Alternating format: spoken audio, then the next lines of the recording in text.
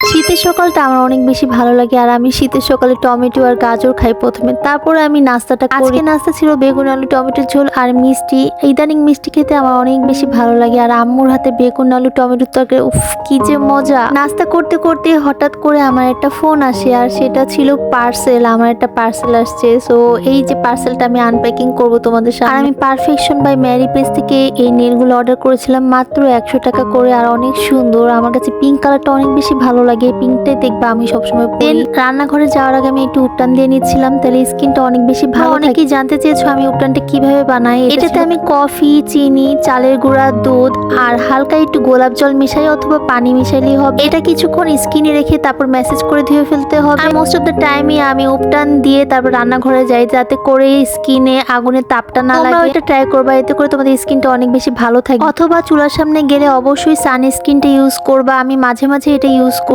আজকে তোমাদের সাথে একটা স্পেশাল রেসিপি শেয়ার করব, সেটা হচ্ছে মূলার চাটনি। তোমরা কেউ খেয়েছো কিনা জানি না, কিন্তু এই মূলার চাটনি খেলে তোমরা অনেকবার বানায় খাবা। আর এটা হচ্ছে গিয়ে খিচুড়ি দিয়ে খেতে অনেক বেশি মজা। এরকম মূলা গ্রেন্ড করা শেষ, এখন সাথে নিয়েছি শুকনা মরিচ, লবণ, তেঁতুল আর পেঁয়াজ। কাঁচা পেঁয়াজ দিয়ে সুন্দর করে মাখাইতে হবে। মূলার চাটনিটা একটু টকটক হইলে অনেক বেশি ভালো লাগে। যখন এটাকে মাখাবা একটু পানি ছেড়ে দিবে, কিন্তু এটা খিচুড়ি দিয়ে খেতেই সবচেয়ে বেশি মজা। খালি খেতে যাবা না বা ভাত দিয়ে খেতে একটুও ভালো লাগবে। আজকে শীতের সকালে ছিল সবজি খিচুড়ির সাথে বেগুন ভাজা আর মূলার চাটনি। অসাধারণ মজা লেগেছে গাইস। তোমরা যারা মূলা পছন্দ করো না তারা এই চাটনি খেলে খিচুড়ি দিয়ে অবশ্যই পছন্দ করবা, কারণ আমার বোনও পছন্দ করতো না, এখন সে এত বেশি লাইক করে। Thanks for watching, tata.